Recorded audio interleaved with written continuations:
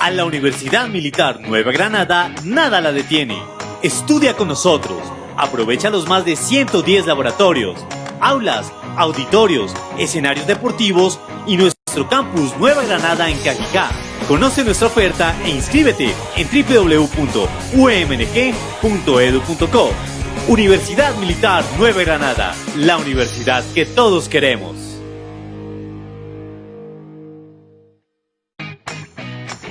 A la Universidad Militar Nueva Granada, nada la detiene. Estudia con nosotros. Aprovecha los más de 110 laboratorios, aulas, auditorios, escenarios deportivos y nuestro campus Nueva Granada en Cajicá. Conoce nuestra oferta e inscríbete en www.umng.edu.co. Universidad Militar Nueva Granada, la universidad que todos queremos.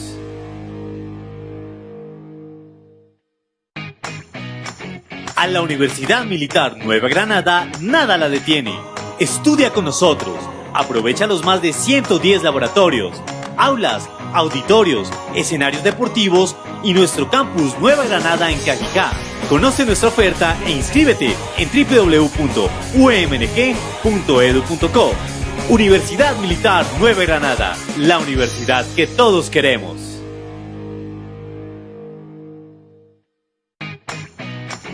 A la Universidad Militar Nueva Granada, nada la detiene.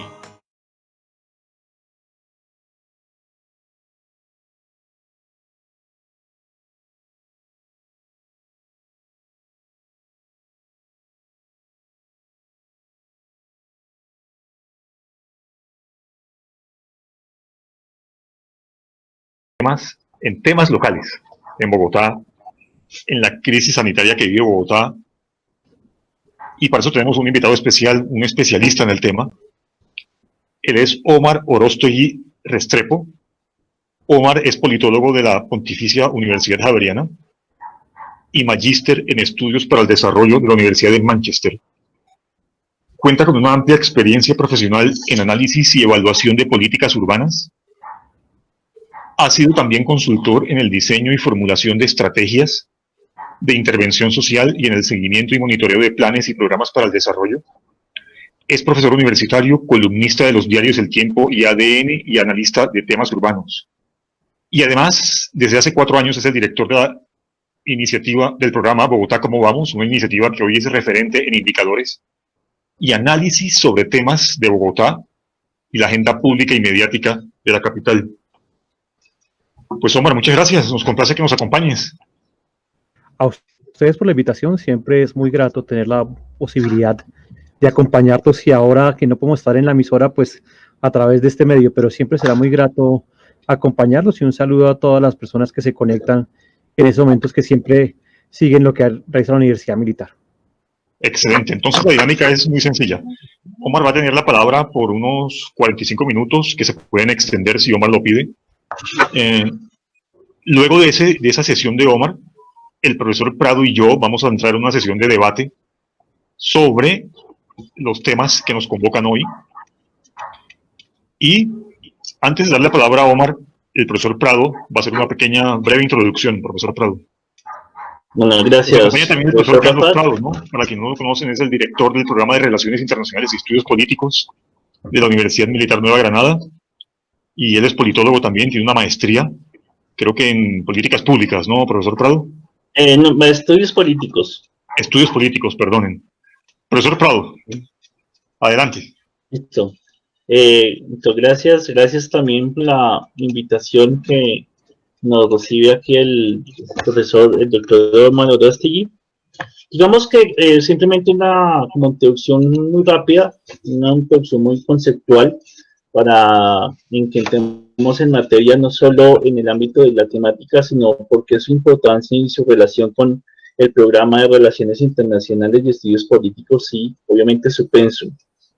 Dentro del pensum, pues nosotros manejamos las asignaturas referentes a política pública, a gerencia pública, a marketing político y gubernamental.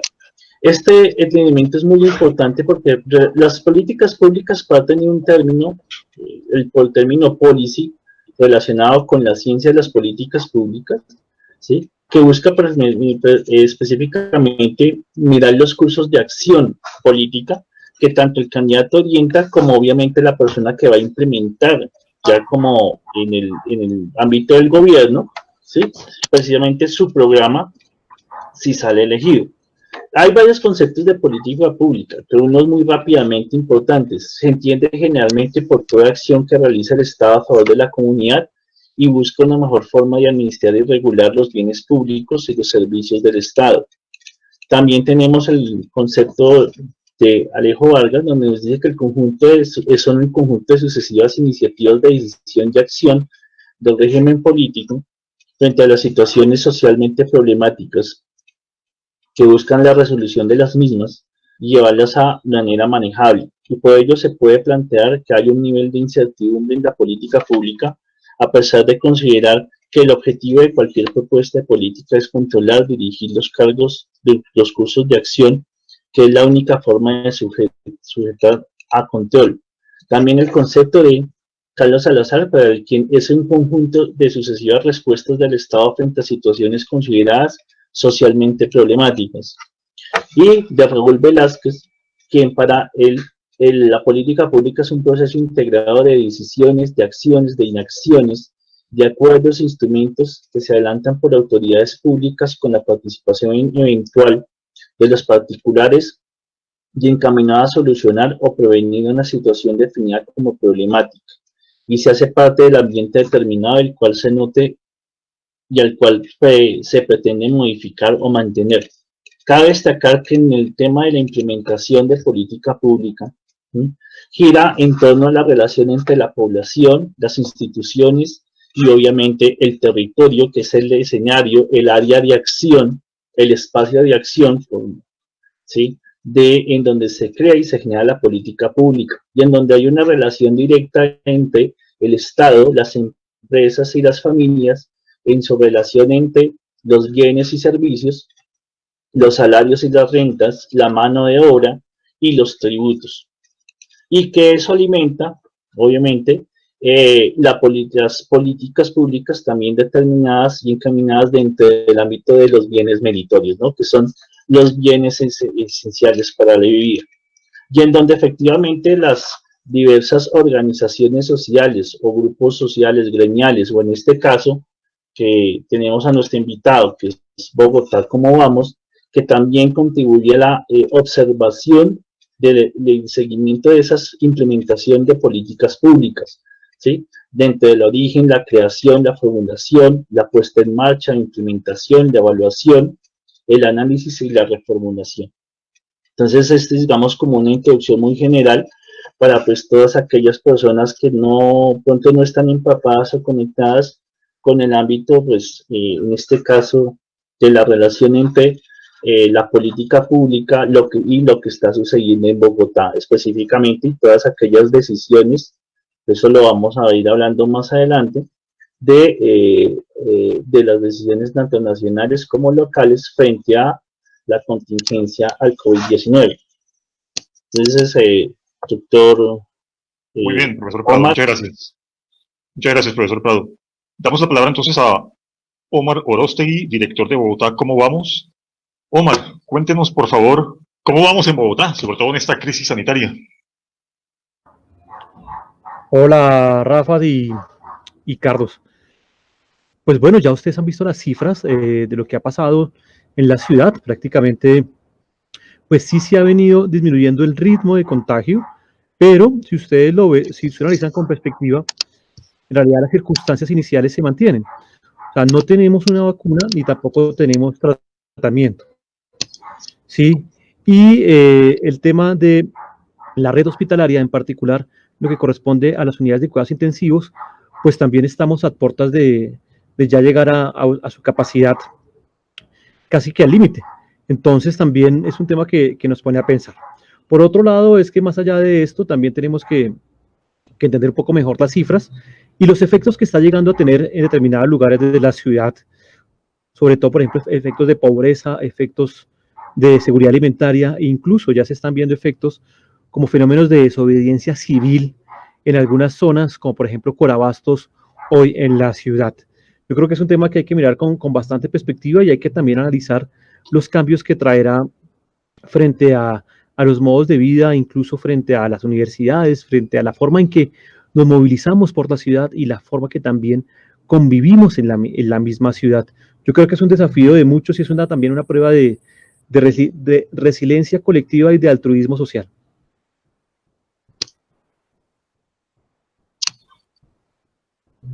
Ok, Omar, ¿y ustedes ya han alcanzado a hacer algún balance o estudio sobre indicadores en lo que va de la alcaldía de Claudia López? ¿Y si se pueden Es comparar con las difícil, de Peñalosa? es difícil hacerlo aún, porque es una alcaldía que se ha caracterizado también por gobernar en medio de la coyuntura.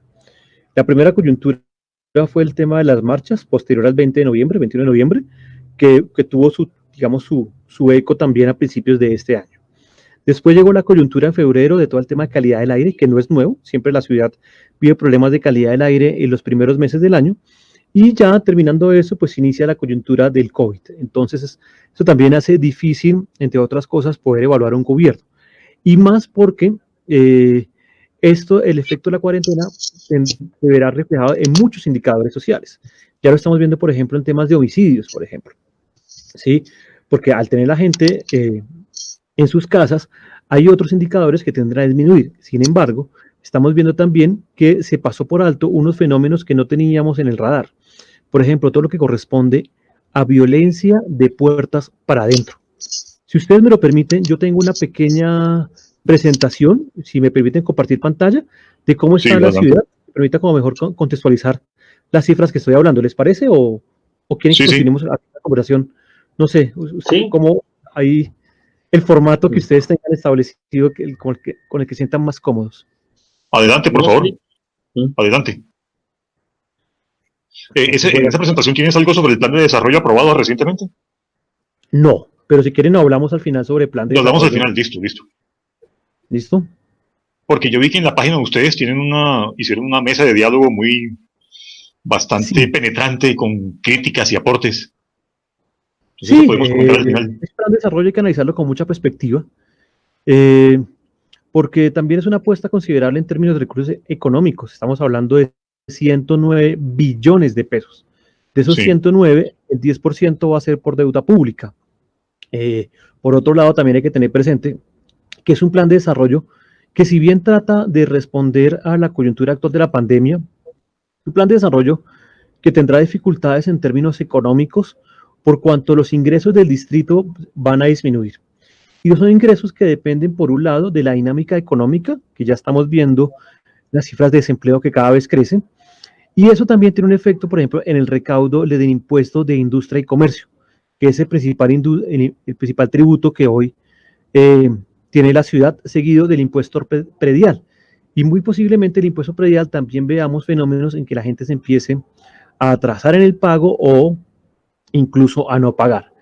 Al hecho de que la gente disminuya sus pagos, también tiene un efecto sobre las políticas públicas, porque el tema fiscal al final limita también las acciones de gobierno para poder cumplir con esas apuestas de política pública. Eso por un lado. Por otro lado, es un plan de desarrollo que también tiene apuestas interesantes y que se alinea con los objetivos de desarrollo sostenible, lo cual nos parece importante. Sin embargo, todavía hay unas metas que parecen inerciales, sin hacer mucho se pueden cumplir, y hay otras que les falta también ser un poco más ambiciosos, como por ejemplo las metas de reducir la contaminación del aire. Hay metas inclusive que no quedaron. Hay problemas, por ejemplo, con el tema de la desnutrición crónica en la ciudad, que es un problema que afecta al 17% de los niños menores de 5 años. Y es una meta que no quedó en plan y que sí nos parece importante que quedara, porque la ciudad está en deuda en temas de primera infancia y sobre todo en temas de desnutrición. Y con esto le digo, es que muy posiblemente la desaceleración económica también vaya acompañado de altos índices de desempleo, y a su vez eso vaya acompañado porque se incrementen los indicadores de pobreza en la ciudad, que ya venían subiendo ligeramente en los últimos años, pero es muy posible que la pobreza crezca, especialmente la pobreza monetaria. Adicionalmente, es muy posible, y hay que prestarle mucha atención, a fenómenos de pobreza oculta, aquellos procesos de empobrecimiento de la clase media que son muy difíciles de detectar con los instrumentos actuales de evaluación de política pública que se tienen para medir pobreza. Y esos fenómenos de pobreza oculta o pobreza vergonzante, como lo llaman otras personas, son también fenómenos que pueden estar afectando mucho la clase media y que pueden estar viéndose reflejados o porque perdieron el ingreso o las familias tuvieron una disminución considerable de sus ingresos. Y eso hace también que esos hogares se vean colgados, por ejemplo, las cuotas hipotecarias, en los créditos del carro e incluso en los créditos también de la educación de sus hijos. Son fenómenos que se están viendo y que tal vez en el plan no quedaron también analizados y que hay que prestarle mayor atención, al igual que los temas de seguridad, en donde el plan de desarrollo pues tiene tal vez las metas mejor concebidas y más ambiciosas. O sea, técnicamente tal vez el capítulo de seguridad es el capítulo que quedó mejor estructurado. Sin embargo, hay que entender mejor hacia dónde se va a focalizar. Pareciera que la seguridad se quiere focalizar en Transmilenio y en el SITP, pero cuando usted mira las cifras, en realidad, de los 127.000 hurtos a personas que se cometieron el año pasado, en el SITP tan solo se registró el 1%, ¿sí? Y el otro punto es que también se habla de Transmilenio, pero en Transmilenio tan solo se concentraron 25.000 hurtos de los 127.000 que se cometen en la ciudad. Entonces, pareciera que hay una intención de trabajar en disminuir los hurtos y la delincuencia en el transporte público, cuando en realidad las cifras nos muestran que los hurtos se concentran hoy en la vía pública, en el espacio público. Entonces, eso ya también genera inquietudes en la fórmula en que se le está apostando al plan. Todavía falta que el plan se desarrolle más concreto. Perdón, en realidad yo estuve analizando el plan de desarrollo con bastante detalle y pareciera que ese plan de desarrollo estuviera efectivamente dedicado a gobernar para Transmilenio y para toda la red de movilidad alrededor de Transmilenio. 37 billones de pesos dirigidos a esa red. Y tú recuerdas, Omar, que antes de la pandemia la señora alcaldesa propuso un recaudo voluntario a través del predial para financiar la seguridad de Transmilenio, que le cayeron con todo. O sea, básicamente esto es la continuación del modelo peñalosístico del Transmilenio. Pues no me atrevo a opinar en ese nivel que ustedes lo hacen, pero desde mi análisis le podría decir que hay factores que se están pasando por alto. Mire, el primero es que desde hace varios años ha venido disminuyendo el número de pasajeros en el transporte público. En Transmilenio disminuye considerablemente cada vez más el número de personas que se mueven en el sistema. Y eso también tiene un efecto en las finanzas. Ahora, al margen de eso, estamos viviendo que a propósito de esta coyuntura y no poder subir, que el sistema de transporte público no pueda subir más del 35% de su capacidad, pues ese hueco en las finanzas tiende a incrementarse cada día más. Y eso preocupa, porque también entonces la apuesta es por el sistema Transmilenio. Y yo considero que aquí el problema debe analizarse desde una perspectiva mucho más amplia, no desde la demanda de transporte, sino también sobre la misma oferta de transporte hoy en medio de la pandemia. Y no solo me refiero a la oferta, por ejemplo, en infraestructura para ciclistas. Y si quieres ya hablamos del tema, porque ahí sí me parece que debemos ahondar, porque nos hemos quedado tal vez cortos y hemos también como que sobredimensionado el alcance de la bicicleta en la ciudad. Y lo digo porque usted cuando mira las cifras no han disminuido en temas de accidentalidad y de lesionados ciclistas, ¿sí? En los últimos años, y tampoco ha disminuido el hurto. Entonces, el tema de la bicicleta va mucho más allá de que la gente se mueva en bicicleta. Eso significa también que hay que mejorar la infraestructura vial, hay que mejorar la seguridad, hay que mejorar los temas de iluminación y otros. Cierro ese paréntesis. Y continuando con los temas de transporte público, yo sí creo que hay que mirar en temas de la oferta. Entonces, ¿cómo se puede movilizar hoy la gente en la ciudad? Se le dice que no se puede mover más del 35% en Transmilenio.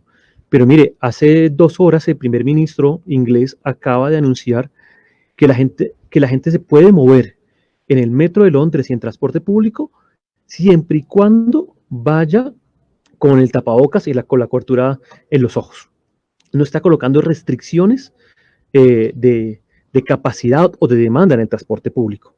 porque es que el riesgo que hay es al final que se crea una narrativa negativa del transporte público y que la gente le coja miedo al transporte público y opte por el transporte privado. Y en este caso, lo que puede preocupar más, y hay que llamar mucho la atención en eso, es que la gente opte por moverse en motocicleta o en su carro. Y eso terminaría saturando aún más las ciudades, congestionando aún más las vías y teniendo efectos no deseados, porque la gente procurará sentirse más segura al movilizarse en su carro privado o en su moto que movilizarse en transporte público, debido a que también ha crecido la narrativa de que el transporte público es un foco de contagio. Y la gente también responderá y tratará de adaptar sus comportamientos y cambiar sus hábitos. Y muy pocos también pueden migrar a la bicicleta. Y recordemos que la bicicleta es un medio utilizado principalmente por hombres jóvenes, pero no lo utiliza todo el mundo, porque hay que tener presente también las distancias que hay. Por ejemplo, o una persona que trabaja en oficios generales o una empleada de servicio que vive en la periferia de la ciudad y trabaja en el norte, muy difícilmente va a optar por el medio de la bicicleta, optará por el transporte público. Entonces yo creo que aquí también hay que analizar con mucho más detalle las implicaciones de la restricción del transporte público, y al final hay que salvar el transporte público, porque si el transporte público se quiebra, los más afectados son los más pobres, por cuanto ellos sí o sí dependen de este medio de transporte para movilizarse en la ciudad. Y ojalá que sea con un modelo no peñalosístico. Pero bueno, no te comprometo. Tenías una presentación, si quieres dejemos otros ítems del plan de desarrollo No, si para quieres, el final. yo creo que si quieres podemos seguir hablando así. Más fácil. Bueno, Sí, listo. sí, no hay Otras problema. cosas que ustedes criticaron del plan de desarrollo o aspectos por mejorar eran los de, a ver, deserción escolar, por ejemplo, ahora con esta coyuntura. O Sí, mortalidad materna, mortalidad infantil, ambiente, contaminación del aire. Bogotá ha venido haciendo la tarea en términos de deserción escolar. Es tal vez uno de los logros más significativos en la última década en temas educativos. La deserción escolar se disminuyó considerablemente. Por supuesto, esta pandemia puso a prueba incluso los modelos pedagógicos, porque no es tan sencillo migrar los modelos pedagógicos a ambientes virtuales. Y lo que se ha dado hoy en día es educación en línea, pero no educación virtual. La educación virtual tiene un componente muy diferente. Incluso si hay universidades que están a la vanguardia de la educación virtual, es la Universidad Militar, que desde hace varios años ya ha desarrollado este esquema de educación, pero no todo el mundo estaba preparado. Ahora imagínense también los colegios o los colegios públicos, porque esta pandemia también puso en manifiesto las inequidades territoriales y las inequidades sociales. Hay comunidades y lugares que tienen dificultades en que sus hijos puedan acceder, por ejemplo, a las clases virtuales, porque no tienen una tableta, o si la tienen, no tienen conexión a Internet, o si tienen conexión a Internet, la conexión es muy precaria. Y eso representa también desventajas en el proceso de aprendizaje y termina profundizando aún más las brechas educativas. Entonces, yo creo que eso sí, algo que trajo esta pandemia en términos educativos, es que sacó a la luz las desventajas hoy que tienen ciertos grupos poblacionales para poder acceder a educación de calidad. Eso, digamos, si miráramos en términos de educación primaria y básica, pero incluso la educación superior también va a tener que enfrentar nuevos retos, y son retos que tal vez no están contemplando en los debates hoy que se tienen. Y es que van a tener que más adelante enfrentar problemas, por ejemplo, con la competencia de programas internacionales que se den a través de la virtualidad. Entonces ya estamos viendo, por ejemplo, cómo universidades de otros países están ofreciendo títulos de maestría de manera virtual. Y muy posiblemente ese modelo tienda a acrecentarse y a fortalecerse en los próximos años, hecho que terminará también afectando a las universidades locales, porque tendrá que competir con una oferta académica internacional, una oferta académica que estará sustentada también en educación virtual. Entonces yo creo que ese es un fenómeno que se va a dar y que tal vez no está siendo tenido en cuenta hoy en las discusiones, porque tal vez, Farhat y Carlos, la discusión nos hemos concentrado en hablar del presente, pero hemos omitido también mirar más allá de lo que se viene en el corto y mediano plazo. Eso por solo citar los temas educativos, ¿sí? Y eso significa... O sea, perdón, Omar, ¿Tú proyectas que va a haber una fuerte deserción escolar ahora, sobre todo con la No, crisis? va a ser difícil. Hay que prestarle atención porque la deserción escolar está asociada a varios factores. Un primer factor es la cercanía con el centro educativo, ¿sí? Los estudios demostraban que los muchachos que desertaban del sistema educativo, sobre todo el sector público, era porque sus centros educativos no estaban cerca de su lugar de residencia. Entonces tenía un alto efecto sobre la deserción. El otro es las condiciones económicas del hogar. Si las condiciones empeoran, posiblemente algunos de los miembros del hogar tengan que salir también a trabajar para buscar ingresos que permitan mantener las estrategias de subsistencia de esos hogares que pueden estar también en vulnerabilidad. Entonces, eso puede tener un efecto de deserción porque el muchacho, sobre todo que ya puede estar en un adolescente, termina saliendo del sistema educativo para ir a trabajar y llevar recursos al hogar. Entonces, a ese es otro. Y un tercer elemento que estamos viendo, pues son las inequidades en acceso a materiales e instrumentos pedagógicos, porque no todo el mundo, como le digo, tiene un computador en casa, no todo el mundo tiene una buena conexión a Internet. Incluso también estamos viendo que en todos los hogares de la ciudad, los hogares están teniendo mucha presión, porque además de la carga laboral que tienen de teletrabajo, también están teniendo la carga de brindar acompañamiento a sus hijos en los procesos educativos. Y entonces eso también produce estrés al interior del hogar y al interior de las familias y termina generando también mayor presión sobre las instituciones educativas y es una presión que se va en el futuro. Y yo le digo algo, muy posiblemente también tendrán que repensar incluso los esquemas financieros, el sector educativo, ¿sí? Y repensar el modelo de negocio en varios sentidos. Omar, aquí tenemos dos comentarios de la audiencia. Juan Carlos García dice, qué positivo que haya continuidad entre la administración Peñalosa y López. Bueno, eso lo voy a comentar yo después cuando entre en el debate con el profesor Prado. Y William Orlando Tarapuez Gutiérrez dice, se evidenció con esta pandemia que nos preguntáramos a dónde va a parar los costos tan altos en educación que cobran en el país. Si no tenían infraestructura muchas universidades e inclusive colegios. ¿Quieres comentar algo a William Orlando? Sí, William, un saludo. Mire, si algo también está dejando en manifiesto es que las instituciones educativas están viendo mucha presión sobre sus presupuestos. En particular, las instituciones educativas más débiles, que están viendo esa presión sobre sus presupuestos educativos, porque las universidades, sobre todo, viven de las matrículas. Muy pocas viven, digamos, de otros esquemas, o subvenciones de gobierno, o estudios que le permiten, como consultorías, que le permiten tener mayores ingresos, pero la mayoría vive de las matrículas. Las matrículas, si se ven disminuidas, posiblemente pase, ya que los hogares pueden llegar a pérdidas de ingresos por desempleo o porque disminuyó sus ingresos como consecuencia de que las familias no han podido trabajar al 100% sus actividades diarias o oficios, y entonces terminan tomando la decisión de que sus hijos aplacen semestre pues, simplemente por la incapacidad para poder pagar un semestre que en algunos casos puede ser muy costoso para una familia, dependiendo también de las universidades.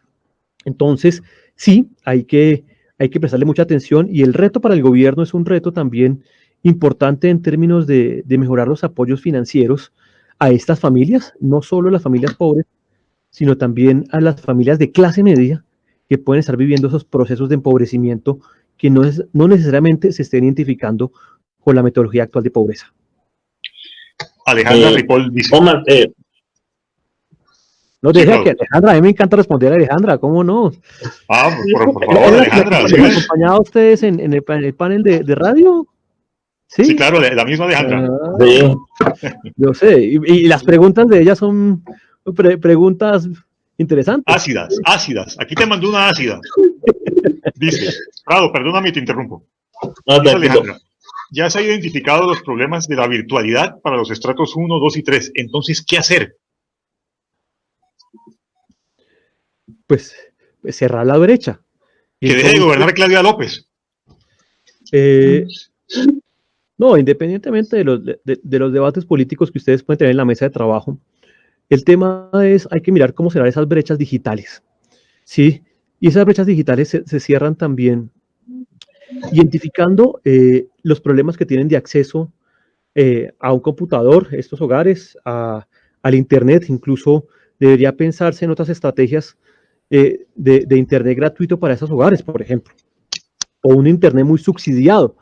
Debería incluso, lo que va a pasar en los próximos años o en el corto plazo incluso, vamos a ver una educación que combine la presencialidad con la virtualidad, porque es que sí le dejo claro, la virtualidad no reemplaza el sistema educativo presencial. Es que usted es muy difícil la forma en que transmite conocimiento en el aula, y ustedes que son docentes y yo también, sabemos la importancia de ese proceso de transmisión de conocimiento en el aula, porque permite también identificar elementos que es muy difícil capturar a través de la virtualidad, los gestos, las dificultades que tiene el estudiante incluso para expresarse, incluso para poder aprender. Entonces posiblemente haya que combinar eso, pero por supuesto, la virtualidad también significará retos enormes para los docentes en cómo modificar sus contenidos curriculares, en cómo modificar sus metodologías. Y si hay algo que va a crecer en los próximos años, va a ser toda la industria de tecnología alrededor de la educación. Y no se les olvide que incluso ya estamos viendo que Google y Facebook tienen muchos intereses en financiar varias universidades del mundo, especialmente las universidades de mayor reputación, por cuanto también detrás de eso hay un interés en ciertas carreras y en ciertos ámbitos temáticos como la inteligencia artificial, todo el tema de Big Data, la automatización de procesos, que eso es un hecho ya que se va a profundizar, y otros elementos que van a primar. Entonces yo sí creo que aquí también hay que trabajar mucho de la mano de los docentes. De lo contrario, la carga de la virtualidad también será una carga muy pesada para los docentes, ¿sí? Y puede generar antes un desincentivo para que personas que decidan ser docentes lo hagan. Bueno, Omar, en relación a que pues, entre las políticas públicas se toca el tema territorial, ¿sí?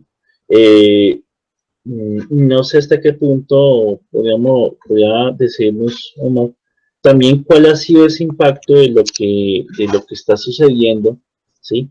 Y a nivel de la implementación de políticas en Bogotá en relación con la región, el tema de ciudad-región, ¿sí? ¿Cómo se está viendo esa coordinación o esa toma de decisiones entre la región y la ciudad capital, sobre todo el tema de Soacha, que me parece que hay un tema también que está ocurriendo hoy precisamente con esa regulación, por un lado, y el otro también a nivel nacional, ¿no? El tema de cómo entra aquí a jugar el tema de, independientemente, sin hablar de mandatarios, simplemente frente a toma de decisiones, cómo entra entonces a jugar el tema de la descentralización, o sea, la pandemia, digamos, nos está demostrando que Colombia sí realmente existe una descentralización, o es una descentralización parcializada, o porque a veces para el público pareciera haber esa confusión, ¿no? entre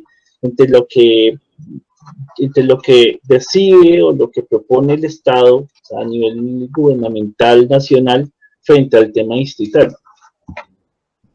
Mire, hay que tener claro, Carlos, que al final esta emergencia sanitaria también ha significado una coordinación de niveles y competencias, tanto a nivel distrital, departamental y nacional, y lo estamos viendo. Y es un buen ejemplo de la necesidad de empezar a coordinarse mucho mejor para que esto funcione. ¿Sí?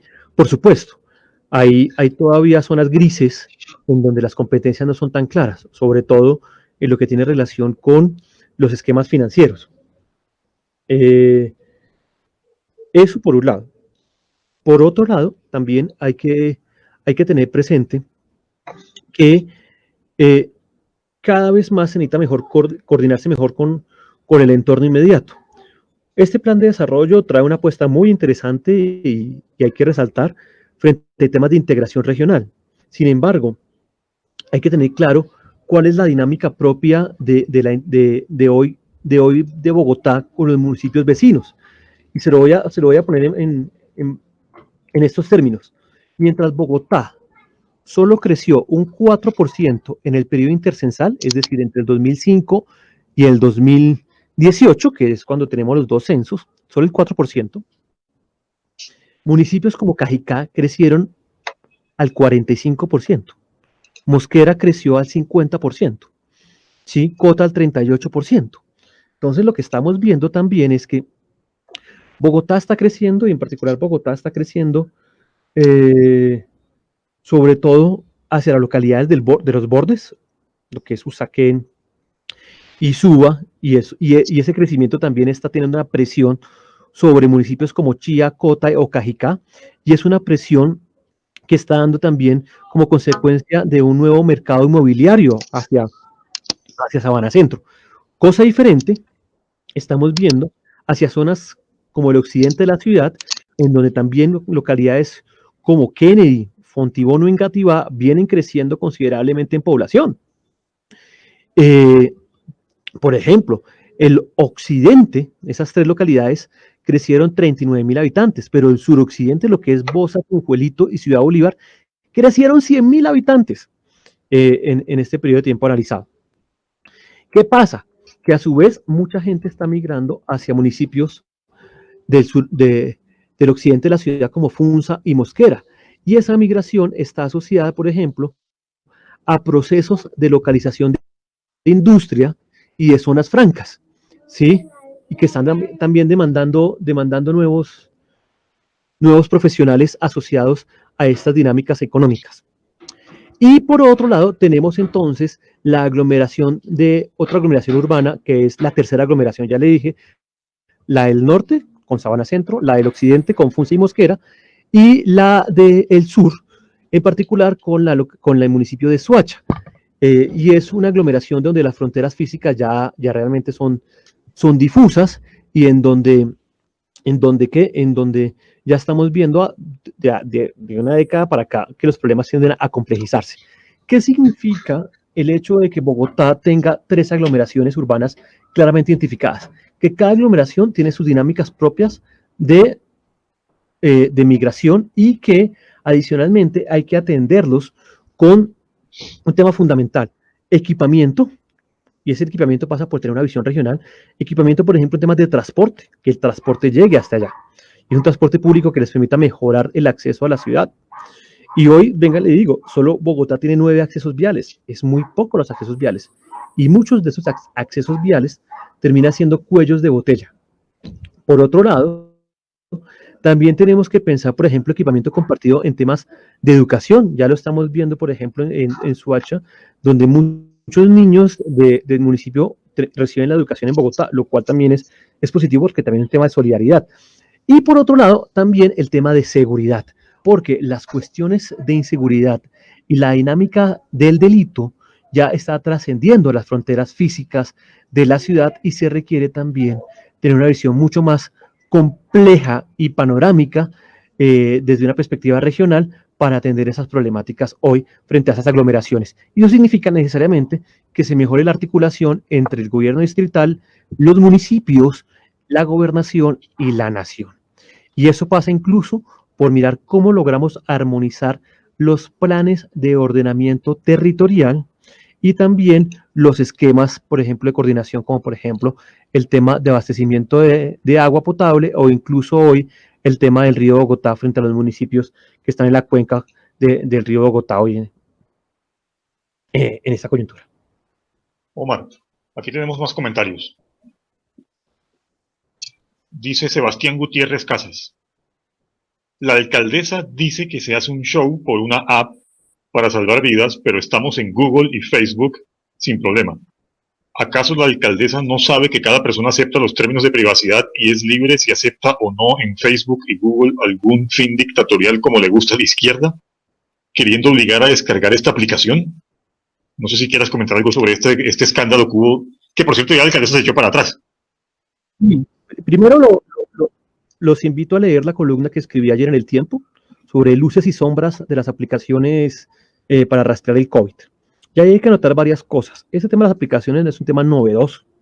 Es un tema que ya ha venido tomando vuelo en varias ciudades del mundo y que terminó acentuándose a propósito de esta pandemia. Entonces, tenemos aplicaciones en Corea del Sur, tenemos aplicaciones en China, pero principalmente son aplicaciones de rastreo, que lo que permite es, por ejemplo, identificar los movimientos de las personas y al final, a través de algoritmos, cruzarlos que,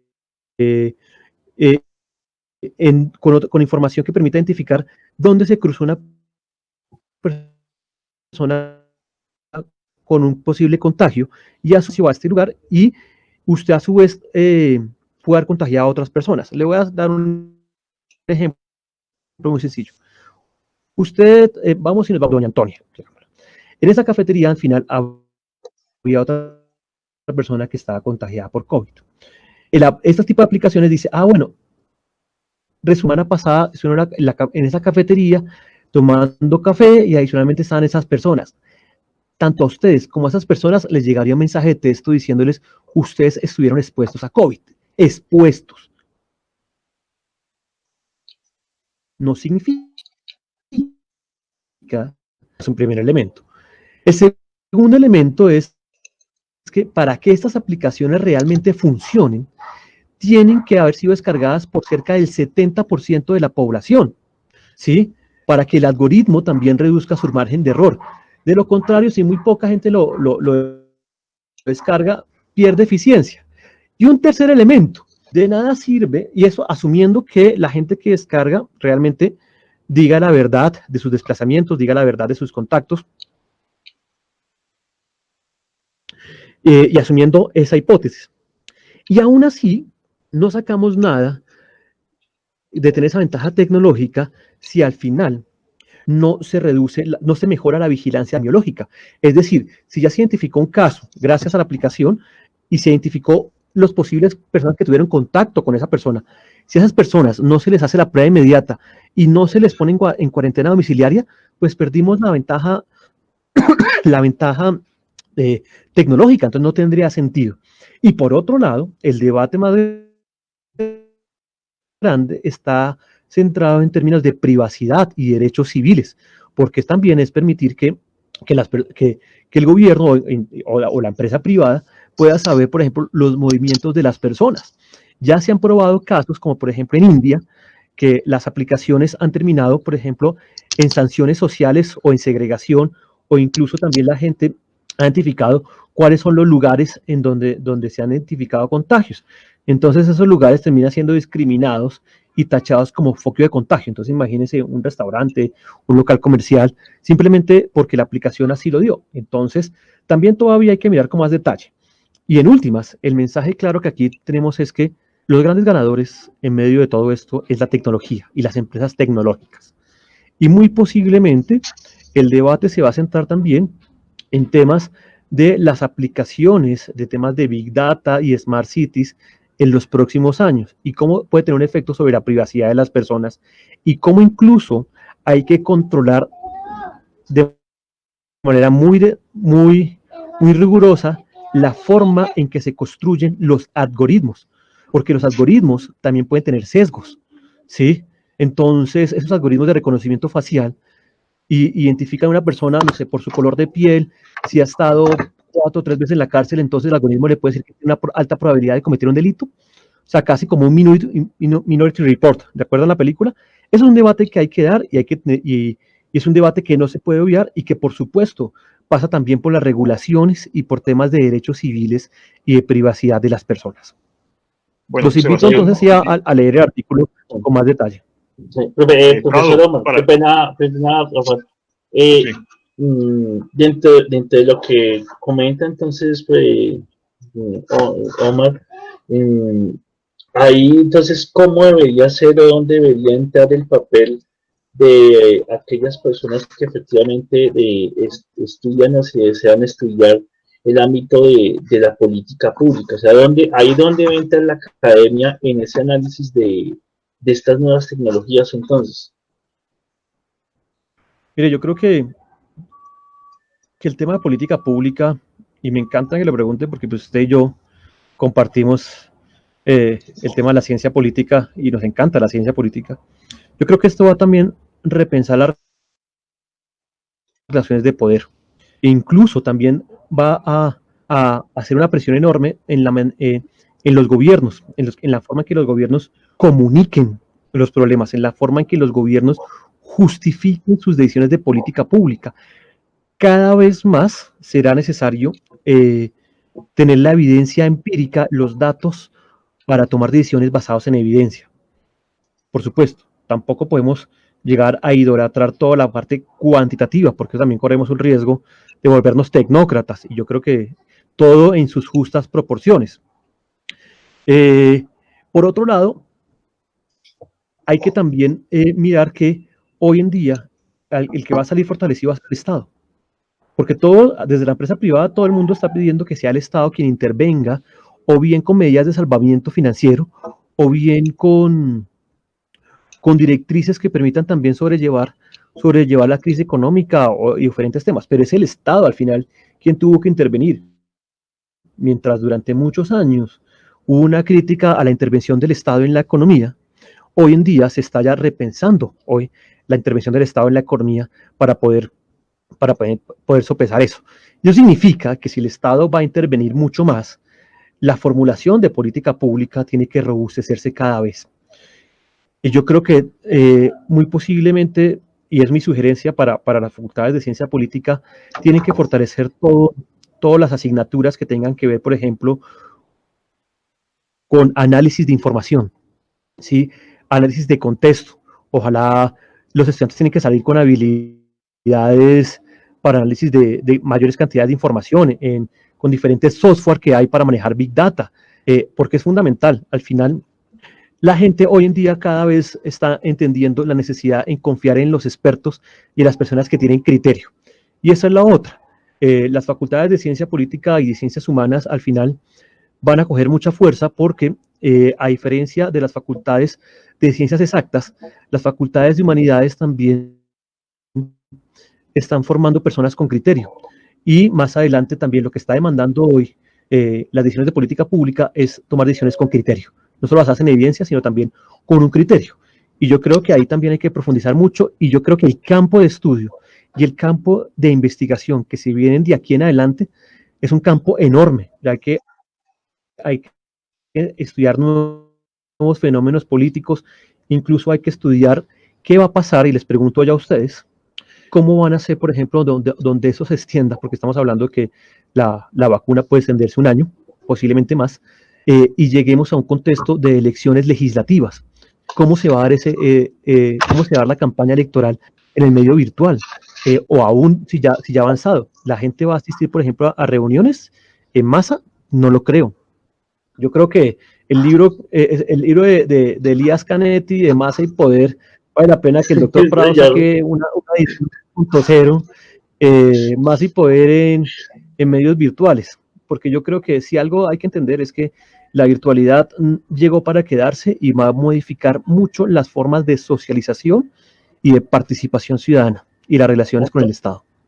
¿Tú te imaginas las elecciones virtuales? Eso sería el papayazo que están buscando. Si con la plataforma de ingresos solidarios se inventaron 100.000 firmas. ¿Ah?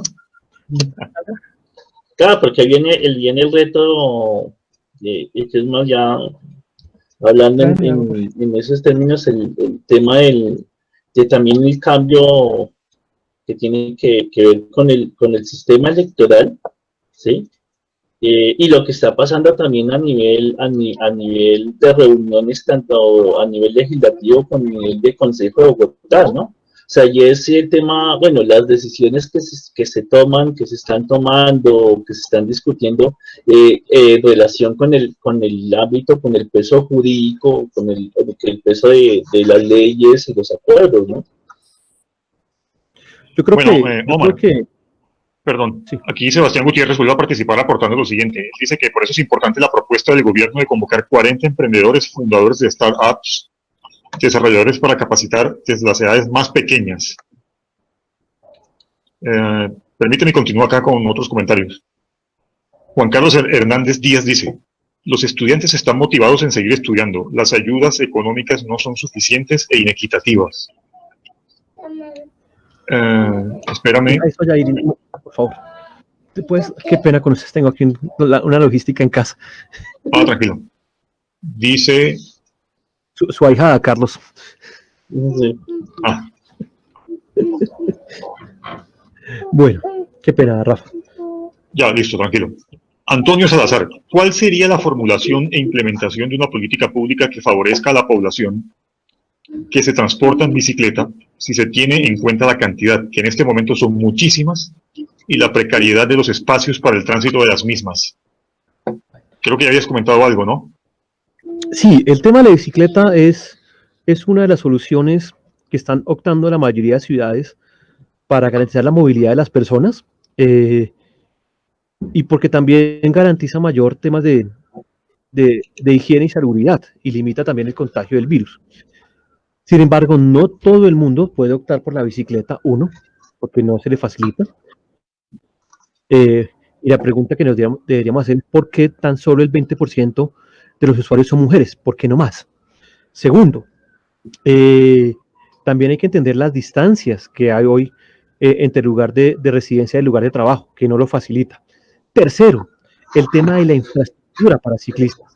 Usted puede encontrar fácilmente que ya hay ciclorrutas que se quedaron pequeñas, e incluso también pueden encontrar que no hemos pensado los cruces semafóricos, la calidad hoy de las ciclovías, la señalización.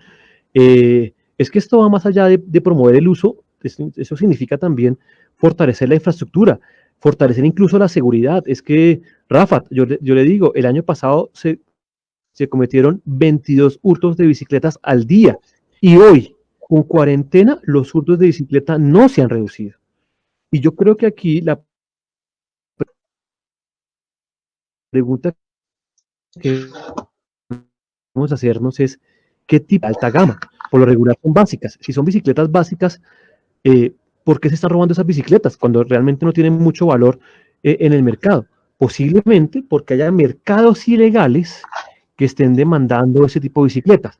Y si hay mercados ilegales demandando, es porque también hay personas que necesitan bicicletas baratas para movilizarse en la ciudad. Y yo creo que no hemos entendido muy bien los fenómenos que afectan la movilidad del ciclista hoy en la capital, y si bien la bicicleta es una oportunidad enorme para movilizarse, también hay que garantizarle seguridad y mejor infraestructura, incluso iluminación. Y yo le terminaría diciendo otra cosa, la accidentalidad. ¿Usted sabe contra qué fallecen los ciclistas hoy en Bogotá? ¿Contra qué tipo de vehículo? No. Contra el transporte de carga y el transporte público. Y eso no ha cambiado. Y mientras no reduzcamos la accidentalidad en ciclistas, mientras no protejamos a aquel que decide de bajarse su vehículo privado y irse en un medio no motorizado como la bicicleta, pues va a ser muy difícil. Pero más allá de esta discusión, yo le planteo otra a Orlando, era que hacía la pregunta, ¿cierto? Antonio Salazar. Va a entrar en juego todo el micromovilidad y las patinetas eléctricas. ¿Estamos preparados para eso? ¿Las patinetas eléctricas están al alcance de todos? No. Sí. Las patinetas eléctricas únicamente aquellas personas que tienen una capacidad adquisitiva que pueden o alquilar o comprarse una patineta eléctrica. ¿Sí? Y termino con una reflexión. Mario Larcón te envía un mensaje. Si hay algo. Sí. Dice. Termino con una reflexión. Si hay algo que nunca ha pasado. Qué pena, sigue. Sí, bueno. John Mario Larcón, el conferencista, establece que si los ciudadanos de la ciudad de Bogotá no realizan medios de transporte público se quebrarán. No obstante, no tiene en cuenta la privatización de dichos transportes, precios irrisorios, además de no poseer una capacidad efectiva que permita el aislamiento efectivo de las personas debido a la inexistencia de buses en proporción al número de habitantes que tiene Bogotá, sumado a las migraciones. Mire, independientemente de quien preste el servicio, que entiendo también que hay un debate que por qué no es un servicio público y es un servicio prestado por privados, pero así fue que se diseñó el modelo, y así lo aprobó el Consejo de Bogotá. El tema de fondo es que los costos operativos son mucho más altos que los ingresos al sistema. Y esa diferencia entre el costo e ingresos cada vez es mayor y la está subsanando con recursos de del distrito. Y no es un problema solo de Bogotá, la mayoría del transporte masivo en las ciudades está sufriendo ese problema, exceptuando Medellín. De allí que en el Plan Nacional de Desarrollo del gobierno Duque se dan varias alternativas para financiar el transporte público, que está viviendo una crisis financiera grave. La primera era los cobros por congestión, ¿sí? Para ingresar a diferentes áreas de la ciudad. Los peajes intraurbanos, ¿sí? El parqueo en vía, que los recursos del parqueo en vía si fueran destinados a subsanar esto. De estos tres elementos, ninguno se ha aprobado en Bogotá, ¿sí? Ni el parqueo en vía ha logrado salir adelante, ni los cobros por congestión, ni los peajes intraurbanos, que también ya generaría mucha tensión con los municipios vecinos. Entonces queda la alternativa de, bueno, ¿qué hacer? ¿Cómo repensar el tema, la financiación del transporte público? Porque cada vez más el hueco es más grande. En el plan de desarrollo se plantea la alternativa de que la ciudad pueda crear una empresa de transporte público que esté en Transmilenio. Recordando que bien los operadores del SITP también están quebrados, ¿no? Ya han quebrado varios. Y el SITP también tiene un problema enorme, y es que tan solo el 50% de los que prestan el servicio del SITP, eso ya están formalizados. El resto son operadores provisionales. Esos operadores provisionales todavía reciben el dinero en efectivo, no cumplen las normas de los paraderos ni nada de eso. Entonces, yo creo que el tema del transporte público es un tema muy sensible, pero muy sensible, y la sensibilidad también pasa por los esquemas de financiación. Y yo creo que a la larga, el tema de políticas públicas pasa por pensar los esquemas de financiación del transporte público, más allá si es una empresa privada o pública, sino, bueno, ¿cómo vamos a financiar el sistema de transporte público? Ya otras ciudades lo están viviendo, porque no es un problema solo de Bogotá. Las grandes ciudades del mundo, todas, sin excepción, están teniendo problemas con el transporte público. Incluso ya hay unas que han optado por repensar nuevos esquemas tributarios que le permitan a la gente poder financiar el transporte público. Hoy, por ejemplo, Transmilenio en ese plan de desarrollo se le va a permitir un tema de captura de valor. Básicamente es que las construcciones que queden cerca de Transmilenio pues puedan pagar casi que mayor tributo, y esa rentabilidad servirá también para poder financiar el sistema de transporte, ¿sí? Pero pues ahí no solo es Transmilenio, yo creo que también hay que mirar la discusión que se viene de los trenes de cercanías, que así ha pasado por alto, los cables aéreos y otro tipo de modalidades de transporte en la ciudad. Bueno, aquí Juan Carlos Hernández dice, los tomadores de decisión tienen claro el diagnóstico del problema, no son consecuentes con las respuestas. Hablo de las ayudas económicas para que los estudiantes continúen el proceso, también en términos tecnológicos. Edith pregunta, ¿a nivel de la póliza estudiantil garantizaría a los jardines, colegios, la cobertura en caso de que un estudiante adquiera el virus? Pues no sé si, Omar, esa es una respuesta que te concierne o más bien va para la Secretaría de Educación. Esa es una pregunta muy interesante. Bueno. Y la pregunta es, ¿los centros educativos están preparados para el aislamiento? ¿Sí? ¿Por qué no han abierto ahora los centros educativos? Pues por la misma dificultad de que su infraestructura no permite tanto el aislamiento, ¿sí? Entonces habría que repensar, por ejemplo, la distancia entre pupitre y pupitre. Y si es así, entonces la capacidad que puede tener un salón de 50 se vería reducida a 25 estudiantes. Y eso terminaría afectando también, digamos, el esquema financiero de las universidades, que tendrían que repensarlo. Entonces yo creo que eso es un tema que no se ha abordado, y sí valdría la pena tener una discusión mucho más amplia sobre los efectos en la educación, no solo de las instituciones educativas, sino también de las ayudas a las familias y a los estudiantes que hoy se están viendo afectados. Y yo le termino con una reflexión. Yo creo que la virtualidad no es que haya afectado mucho a esa generación de estudiantes, porque ya están familiarizados con la virtualidad y con todo el tema de redes sociales. Están familiarizados con estos instrumentos. Pero estas generaciones que se gradúan ahora son generaciones que van a tener que afrontar altos niveles de desempleo. Si de por sí ya los indicadores previo a la pandemia registraba desempleo muy alto en jóvenes, muy posiblemente esta generación, los niveles de desempleo se incrementen en proporciones que no veíamos hace muchos años. Y segundo, y es, ¿cómo serán estas generaciones de estudiantes que están iniciando en el sistema educativo? ¿Sí? Y que ya van a ser migrantes virtuales en esta forma de educación. ¿Cómo cambiará la sociedad cuando estos muchachos estén graduando en 10, 15 años y estén ingresando a la universidad? Yo creo que esto va a cambiar muchas formas y muchos esquemas, incluso este tema de la virtualidad, y es una opinión muy personal, no es una opinión de programa, creería que va a pasar por un debate también de los esquemas financieros. No es lo mismo cobrar por un programa virtual a cobrar por un programa presencial, por lo que significa en términos de infraestructura instalada y todo eso en presencialidad.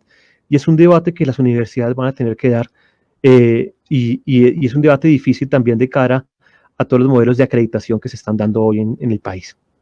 Omar, pues aquí nos quedan unos 3 minutos para cerrar con este bloque y dar paso al debate.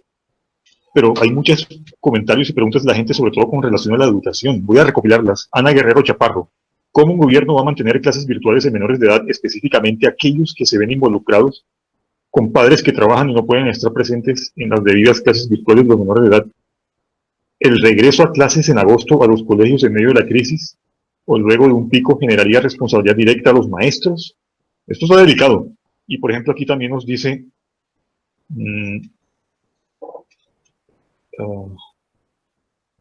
si tiene contemplado algún apoyo económico para los colegios y jardines privados, ¿cómo garantizaría de apoyo económico el Ministerio de Educación a los colegios públicos?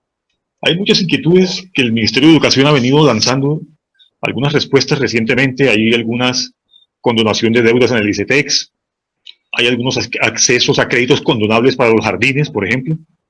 Eso sí lo escuché yo, se lo escuché a la ministra de Educación, créditos condonables a los jardines siempre y cuando los padres de familia garanticen la no deserción, la permanencia, ¿cierto?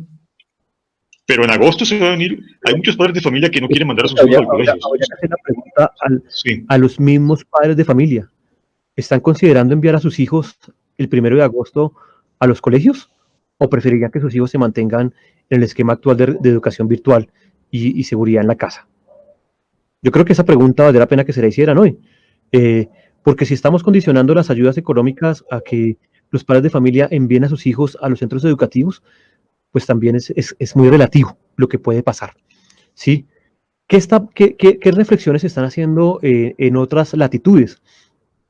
Muchos están afirmando que muy posiblemente los centros educativos, algunos vayan a quedar, sobre todo colegios con un número pequeño de estudiantes y que no tengan el músculo financiero para pasar esta coyuntura. Eso digamos, son las discusiones que he venido siguiendo en otras ciudades del mundo. Y las alternativas que le quedan es o se fusionan entre colegios, una que es una opción viable, o dos, o mejoran también infraestructura para garantizar el aislamiento. Lo cierto es que todavía no ha sido probado la apertura en centros educativos y al contrario, los que se han atrevido han terminado por regresar a los esquemas tradicionales de cuarentena. Entonces yo creo que es un escenario también de incertidumbre. Y yo le digo algo aquí, Rafat. Sí. Han educado, aquí la educación se le ha olvidado de educar también a las personas para entender la incertidumbre. ¿Sí? Los sistemas educativos han tratado de buscar la educación, pero no han tratado de educar en medio de la incertidumbre y la adaptabilidad. Y si hay algo que está poniendo a prueba la resiliencia, es esto, en los ámbitos educativos. Y nos hemos quedado corto porque nunca supieron, no estaban preparados para esta coyuntura, ni para dictar las clases virtuales, que yo vuelvo y lo digo, son clases online, no son virtuales. La virtualidad es otro concepto y yo creo que la Universidad Militar sí que tiene avances considerables en la virtualidad. Y termino con algo que también estoy de acuerdo con la persona que hizo la pregunta. La presión hoy que tienen los padres de familia, que tienen que trabajar en casa y a su vez tienen que acompañar el proceso de aprendizaje de sus hijos.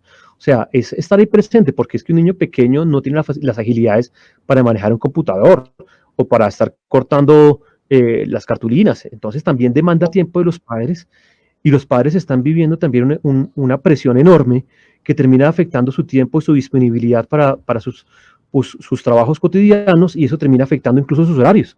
Los padres se dedican durante la mañana a acompañar a sus hijos en la educación y están alargando sus horarios en la noche para continuar con los compromisos y cumplir con los compromisos laborales.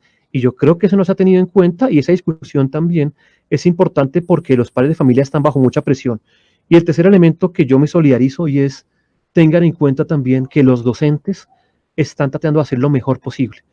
Y así como hay héroes que son médicos, los otros héroes en medio de esta pandemia son los docentes, que han tratado de adaptar bajo las circunstancias más difíciles sus esquemas de pedagogía para no faltar a los estudiantes.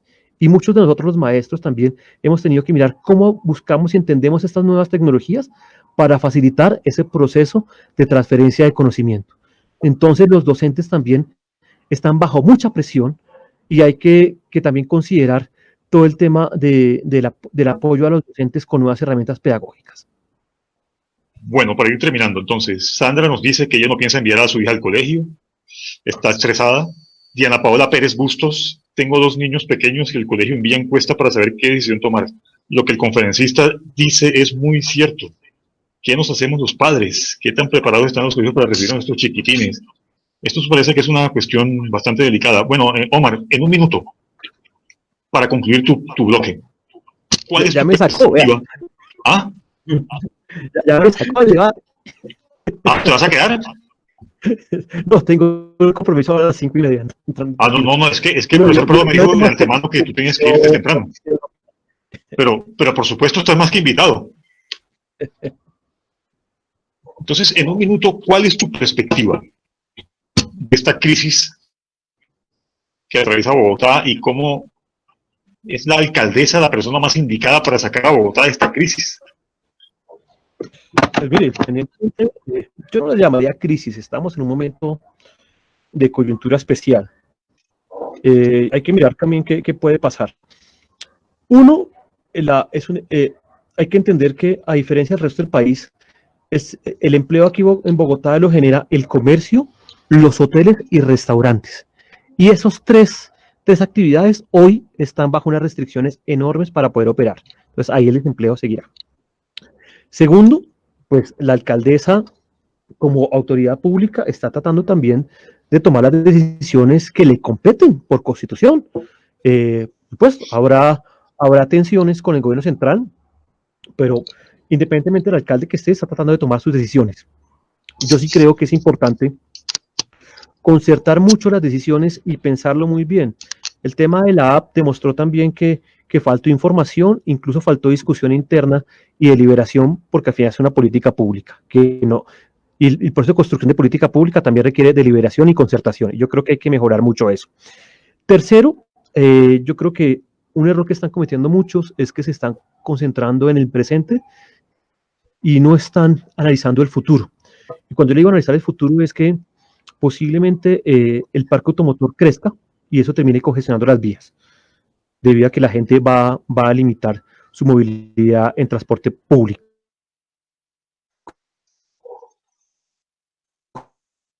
Poblamiento, en particular por los hogares jóvenes que tienen niños y que pueden estar decidiendo migrar hacia municipios de la sabana por las facilidades también. Y porque detrás de eso hay un debate frente a la densidad, porque se dice que la densidad también es un factor de riesgo de contagio. Entonces, a propósito del teletrabajo, la gente ve las opciones para irse fuera de la ciudad y seguir trabajando en teletrabajo. Y esa es mi última reflexión. La forma también del mercado laboral y los esquemas de trabajo van a cambiar con el teletrabajo. El teletrabajo tendrá efectos incluso en el tema de la demanda de oficinas. Muy posiblemente se caiga la demanda de oficinas y veamos mucha oferta de oficinas en los próximos años.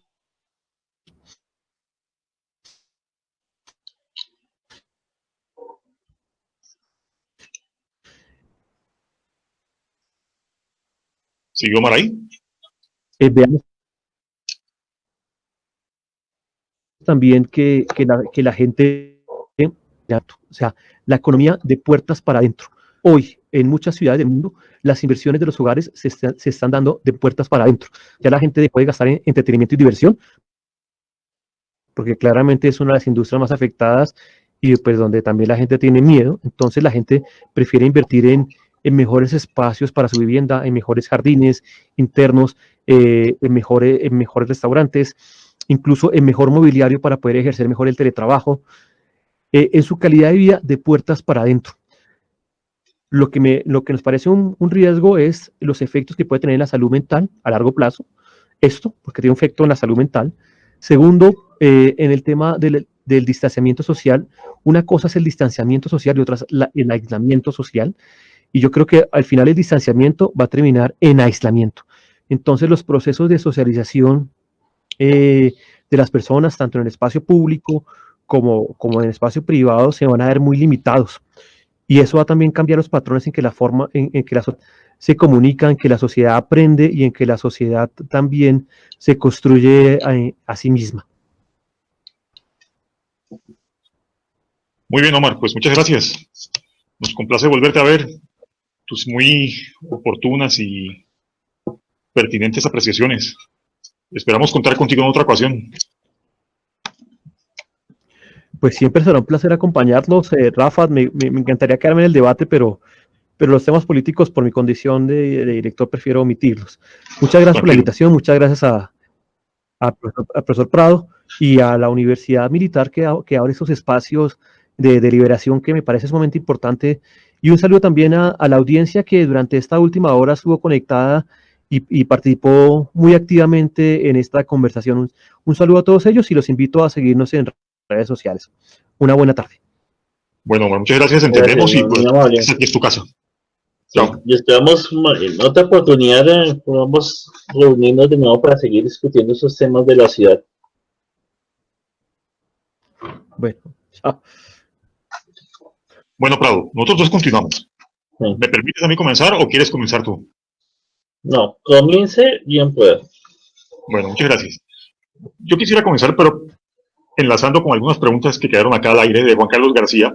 ¿Qué capacidad real tiene una administración local para transformar la inequidad de una ciudad? Ya vamos a ver.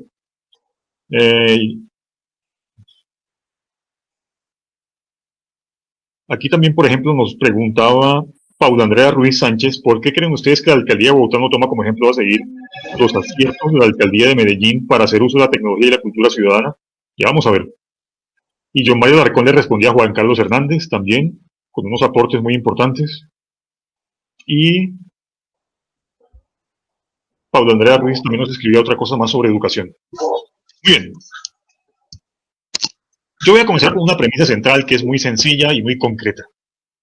Sobre la gestión de Claudia Nayibe López Hernández. De aquí en adelante, Claudia Nayibe. Y no lo digo irónicamente.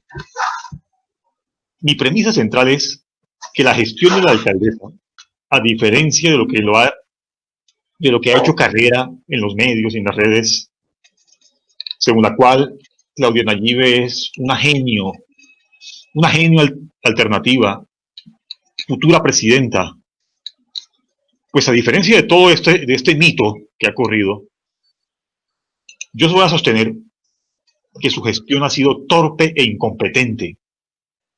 Y por otro lado, esa torpeza, esa incompetencia también se marca en un contexto político más amplio, relacionado con factores ideológicos y electorales, así como intereses de ciertos sectores dominantes. Permítame, profesor Prado, comenzar con la primera parte de la tesis, o sea, la torpeza e incompetencia de la alcaldesa. Y vamos a comenzar por el presente, la extensión de la cuarentena este 1 de junio. Hace poco, esta semana, el lunes, que la señora alcaldesa la extendió por 15 días más en Bogotá como venía y le aplicó una cuarentena muy rígida, obligatoria y estricta a Kennedy. Pues según Claudia Nayibe, esta extensión se debió básicamente a las medidas adoptadas por el gobierno nacional tendientes a flexibilizar la cuarentena desde el pasado 27 de abril. O sea, culpó al gobierno nacional. Y aunque ello en parte es cierto, esta extensión se dio más por su incompetencia. Y voy a decir por qué. En primer lugar, porque no adelantó la compra de ventiladores y no amplió las UCIs. A ver, a pesar de que desde enero la OMS ya había alertado del virus, ¿qué hizo desde enero la señora alcaldesa? Por supuesto, ustedes me podrán decir que este problema de adquisición de respiradores mecánicos está relacionado con la alta demanda mundial, porque todo el mundo lo está pidiendo. Pero igual de cierto también es que el gobierno nacional comenzó las compras muy tarde, el 1 de abril. Y Claudia Nayibe ni siquiera ha hecho ninguna compra. Nada. No vengamos a culpar únicamente al gobierno nacional. Los alcaldes también tienen con qué comprar respiradores mecánicos y camas para las UCIs. En otras palabras, profesor Prado, en otras palabras, querida audiencia, se perdió el tiempo de la cuarentena. Se perdió la cuarentena. El sacrificio inicial fue en vano. Comenzando por ese improvisado, chambón, simulacro de cuarentena que se inventó Claudia Nayib por allá como el 20 de marzo. No sé si se acuerdan, que fue como de 5 días ese simulacro. Asimismo, hay otra razón que explica la propagación, bueno, relativa porque también han sobredimensionado los datos, sobre todo en Kennedy. Pero otra razón que explica esta propagación relativa fue la lentitud o torpeza en la entrega de ayudas. O sea, en palabras sencillas, la gente simplemente tenía que salir a protestar para exigir ayudas o salir a trabajar. ¿Por qué? Por la torpeza de no entregar las ayudas al tiempo. ¿Qué pasó, por ejemplo, con la Donatón? ¿Se acuerda, Prado? La Donatón, que recogieron no sé cuántos miles de millones de pesos. ¿Qué pasó con eso? ¿Por qué tanta lentitud en las entregas? ¿En serio? Y en Bogotá, desde el primer día de la cuarentena, han habido protestas. ¿Y cuál es la respuesta de Claudia Nayib? Más represión con el SMAT. Y se acuerda, Prado, que en un punto también culpó a los entes de control por los retrasos en la entrega de ayudas, que al día siguiente salió Contraloría, Procuraduría y Fiscalía a decir que ellos no tienen la culpa. Entonces, cortinas de humos, criminaliza la protesta social. Y aparte, acompañada por desalojos en Ciudad Bolívar, cuando hay un decreto del gobierno nacional que prohíbe desalojos durante la cuarentena. Ya voy acabando, Prado, espérame un momento. Otro aspecto sobre su incompetencia. Su incompetencia también tiene que ver con la forma como implementó su enfoque o modelo de salud. Y este último punto, de todos modos, tiene que ver con una actitud política. Esta coyuntura, esta crisis sanitaria mostró el verdadero rostro ideológico de la alcaldesa. Es el verdadero rostro. En lugar de ser una heroína alternativa de centro, un mito absurdo, alternativa, una heroína del centro, algunos que incluso centro-izquierda, centro... No. En verdad, sacó a la luz su faceta neoliberal que pocos conocían, por cierto. Y el caso de la salud lo prueba. En lugar de avanzar en la financiación y apoyo a la red pública hospitalaria, Claudia Nayib más bien ha avanzado a pasos gigantes en la privatización de la red hospitalaria. ¿En qué me baso? Unos daticos. Ha otorgado recursos públicos a los prestadores privados de salud, lo que equivale a decir que está desfinanciando el sistema o sector público. Dejó de lado la compra de camas, dejó de lado la ejecución de programas de salud preventiva. Los hospitales públicos que están por cerrarse o están por privatizarse seguirán en el camino de la privatización, como el San Juan de Dios, el Hospital de Usme, el Hospital de Bosa. Y la cereza en el postre, Prado, usted lo vio, 5.000 millones de pesos para poner camas por 3 meses en Corferias. ¿Dónde me la deja? O sea, ¿por qué no cogió esos 5.000 millones para aumentar y mejorar la capacidad instalada permanente de los hospitales públicos? 5.000 millones para un hospital para no atender COVID por 3 meses. Perdónenme. Y también hizo la duquística. 6.000 millones de pesos en publicidad sobre coronavirus. ¿Tenía ese dato, Prado? 6.000 millones, repito, en publicidad para el coronavirus. Que ellos le llaman en la directiva del distrito información pedagógica. ¿Por qué no usó esos 6.000 millones para enviar mercados a las familias del CISBEN? Pues, para concluir esta primera parte, profesor Prado, esta mezcla de torpeza e ideología neoliberal se traduce en al menos 2 cosas. En primer lugar, desvía recursos para la salud hacia el sector privado. Y ustedes saben que el sector privado no le interesa salvar vidas, sino generar utilidades. Y en segundo lugar, pues sencillamente debilita aún más la red pública hospitalaria. Es como si estuviera gobernando Peñalosa, ¿no? En este punto. Profesor Prado. Bueno. Y eso no me falta hablar de más cosas de oportunismo, ¿no? Bueno, es que vamos mirando. Digamos que lo que encontramos con lo que ha sucedido con con la forma de abordar la crisis tanto a nivel nacional como a nivel distrital. ¿Sí? También uniendo estos dos ámbitos de la mano, es que en gran parte,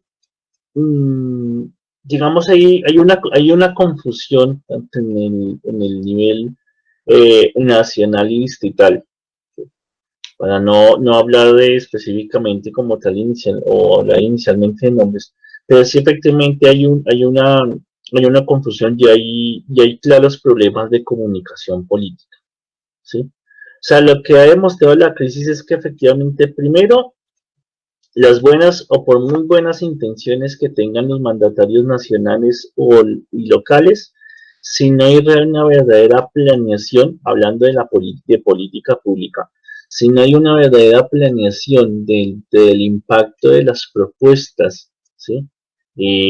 A las soluciones y más a una coyuntura, pues efectivamente es muy difícil que sea aceptada por el público. Dos, efectivamente esa combinación entre comunicación política y comunicación en momento de crisis, ¿sí? Porque es que ambas cosas también se juntan en el sentido, si hablamos ya específicamente de la actual alcaldía de Bogotá, de la alcaldesa, es que efectivamente ella tiene una concepción muy personal. Y eso ya es algo que uno lo ha visto en la vida pública de la alcaldesa Claudia López, ¿sí? Es que efectivamente ella parte de una idea de su imagen, ella arranca de su imagen pública y todo lo hace encaminado o bajo el refuerzo de su imagen pública, ¿sí?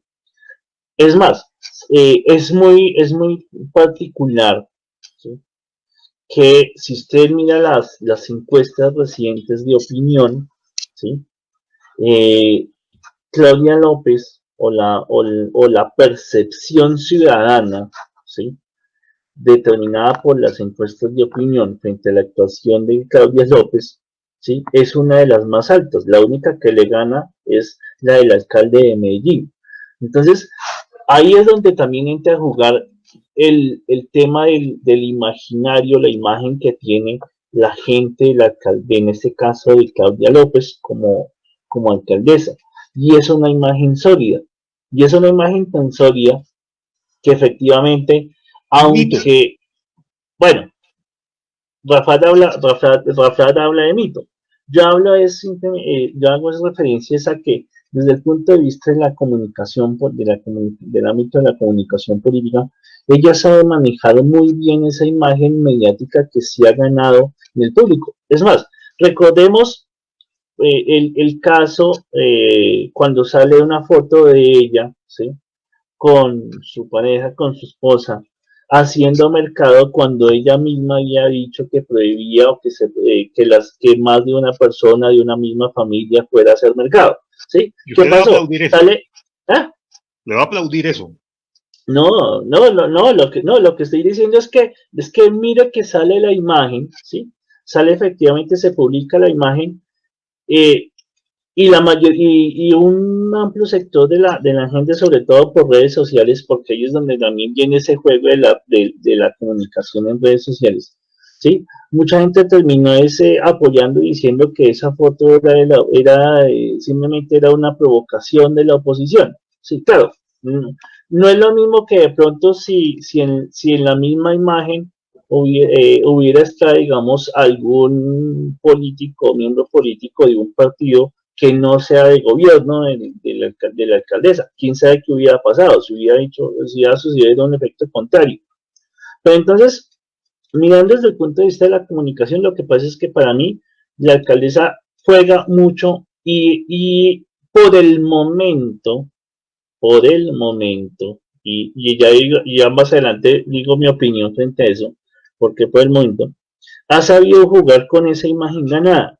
Además, también hay otra cosa. Si uno mira a nivel de redes sociales, ¿sí? Que es donde más se está discutiendo, entre comillas, esta situación de la imagen, también frente a la imagen que tiene el gobierno nacional, ¿sí? Porque si miramos a ese ámbito de la opinión pública, ¿sí?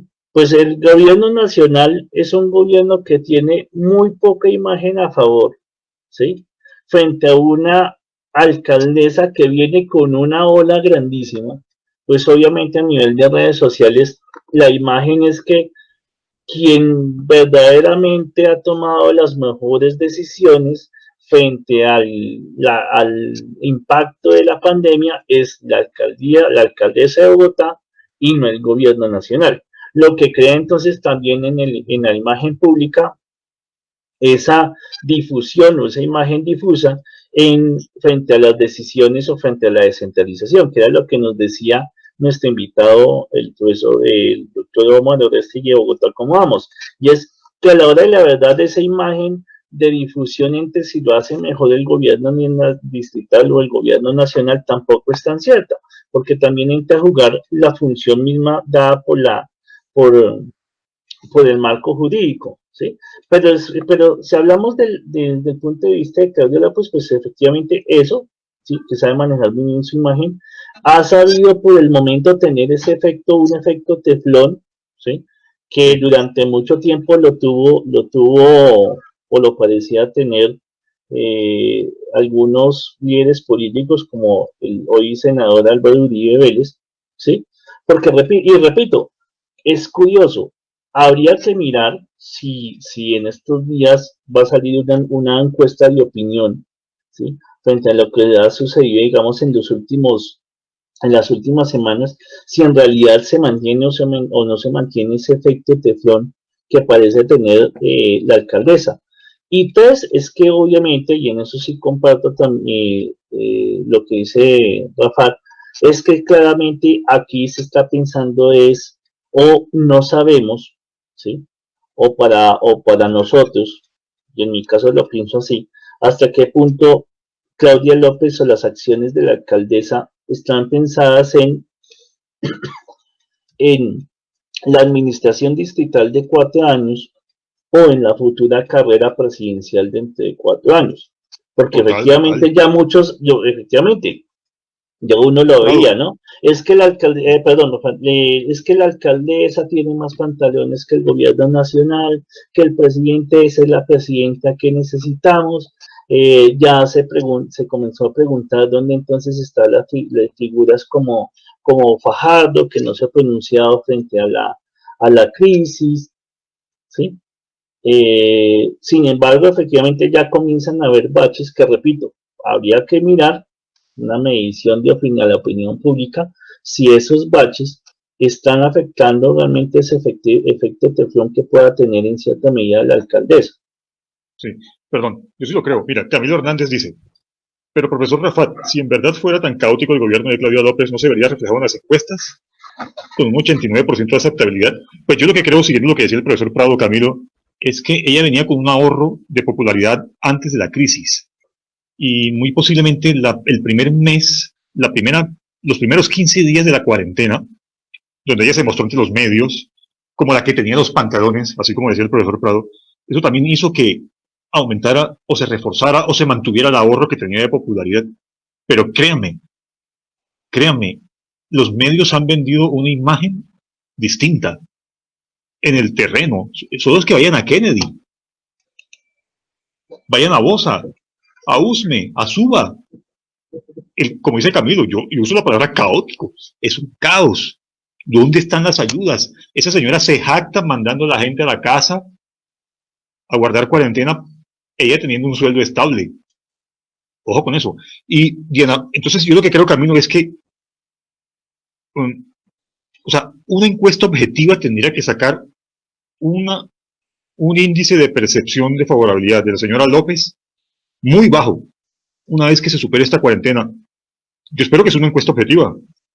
Diana Paola Pérez Bustos. Yo creo que a Claudia López le falta empezar a gobernar como alcaldesa y no como a la jefe de debate de la candidatura presidencial de Fajardo. Es la única mandataria local que no se ha sincronizado con el gobierno central. Parece una rueda suelta. Pues Diana Paola, tú lo dijiste muy bien. Estoy completamente de acuerdo. Totalmente de acuerdo. Uno mira al alcalde de Medellín y el de Barranquilla y es una coordinación bastante armónica.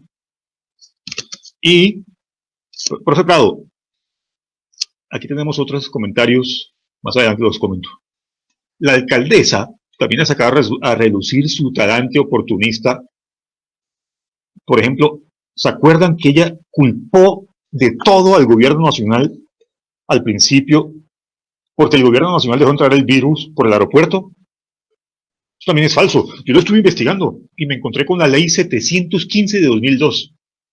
La ley 715 de 2002 es la que dicta normas orgánicas en materia de recursos y competencias para organizar la prestación de los servicios de educación y salud. Y voy a leer el artículo, aquí lo tengo en mis apuntes. Artículo 43, numeral 3.8. Departamentos. Ejecutar las acciones de inspección, vigilancia y control de los factores de riesgo del ambiente que afectan la salud humana y de control de vectores y zoonosis. El coronavirus es una enfermedad, una zoonosis, o sea, una enfermedad proveniente del animal, un animal vertebrado como el murciélago. Bueno, eso es para departamentos, ustedes me dirán. Pero miren lo que dice la ley 715 para distritos y municipios, artículo 44, numeral 3.3. Los distritos y municipios deberán ejercer las siguientes competencias de inspección, vigilancia y control de factores de riesgo que afecten la salud humana presentes en el ambiente, en coordinación con las autoridades ambientales. Y numeral 3.4. Formular y ejecutar las acciones de promoción, prevención, vigilancia y control de vectores y zoonosis. O sea, la ley 715 le otorga esa competencia a los alcaldes y gobernadores. Así que, Claudia Nayibe, no inventes, no seas oportunista, no vendas cortinas de humo. La competencia del aeropuerto era tuya, Claudia Nayibe. Lo siento, no quieras. Ahora, aclaro, advierto, yo no estoy defendiendo al gobierno nacional, ni mucho menos, pero eso no es el tema de hoy. El representante de la Cámara, Eduardo Rodríguez, denunció 2 contratos con sobrecostos en la alcaldía distrital. 2.050 millones de pesos de detrimento en un contrato de 9.200 millones para compra de kits y reactivos de pruebas del virus.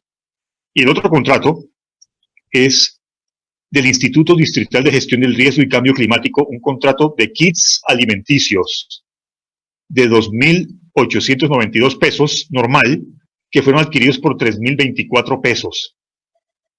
Sobrecostos. ¿Por qué el alcalde de Armenia lo suspendieron 3 meses por sobrecostos? ¿Van a investigar a Claudia Nayibe? ¿Dónde está la bandera anticorrupción de Claudia Nayibe? Comenzando por ese contrato dudoso del metro. ¿Ah? Mermelada, asignación de cargos. Mejor dicho, hay que desmitificarla, Camilo. Hay que desmitificar a esta señora. Claudia Nayibe está gobernando como si fuera Peñalosa. Claro. A ver, digamos que lo que hay que también que Prado, ¿va a desconocer esos datos, Prado? ¿Va a desconocer esos datos? Es que lo que hay que mirar acá, ¿sí? Es que de alguna forma lo que encontramos es que no había, digamos, una preparación inicial, y ahí es donde vendría un impacto negativo de la situación frente a la administración distrital, ¿sí? Y es porque efectivamente pienso yo que como la alcaldesa tenía un respaldo de imagen, una imagen sólida, intenté efectivamente implementar una contingencia inicial, ¿sí? De unas políticas de contingencia inicial frente al virus, partiendo de ese respaldo, ¿sí? Pero efectivamente con el tiempo se ha venido dando que efectivamente había situaciones dentro de la administración distrital que no se estaba proyectando o no se proyectaban de manera satisfactoria, ¿sí? El tema de los recursos, el tema de la movilidad, ¿sí? Y de movilidad no solo a nivel de transporte, sino a nivel de personas, y obviamente la afectación económica o la situación económica en las diferentes localidades, porque también encontramos y ese ha sido un impacto negativo de el COVID-19 en el ámbito distrital, y que obviamente habría que mirar dentro de ese ámbito de la visión que haya tenido la alcaldesa, ¿sí?, frente a ese choque entre la salud y el tema de la economía, ¿no? Que eso es algo que también entra en discusión ahí, y es porque la alcaldesa partía de una misiva que es lo más importante de todo, es la salud de las personas, ¿sí? Hay que mantener la salud de las personas, hay que buscar el beneficio en la salud de las personas, que efectivamente no aumente el número de casos porque vamos a tener problemas en la UCI, que eso es lo que está pasando en este momento, y que todavía no sabemos si mañana o pasado mañana, y eso le decía un poco aquí mi familia entre chiste y chanza, que uno no sabe cómo se va a levantar la alcaldesa, porque no sabemos, porque cómo vamos, y perdón la expresión, qué pueda pasar el próximo lunes, ¿sí? Con el aumento de los casos, y el tema de que están aumentando los problemas en la congestión de las salas de las UCI, que ahí es donde sí viene, y en eso sí comparto lo que decía el profesor Rafat frente a lo que pasa en Corferias, porque nadie se está preguntando eso. Es decir, si estamos aumentando el número de congestión en las UCI, entonces, ¿Corferias qué? Hay casos en Corferias que no nos han dicho, Corferias se congestionó y no sabemos, ¿sí? Son cosas que todavía quedan ahí. Y el tema también, efectivamente, de cuáles pueden ser las perspectivas a futuro en el caso de Bogotá. Obviamente esto va a ser de largo aliento, esto no, como decía nuestro invitado, esto no va a ser de un año, esto es mínimo van a ser 2 años para poder medio evaluar realmente las consecuencias del impacto de virus en las políticas públicas en Bogotá, ¿sí?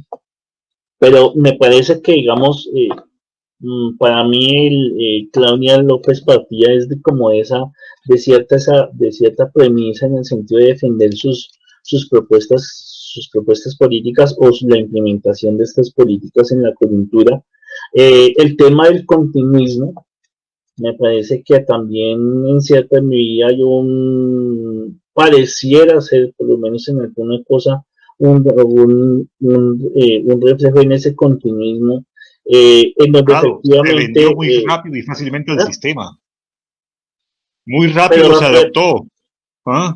Pero Rafat, ahí es donde viene el tema de la economía, ¿sí?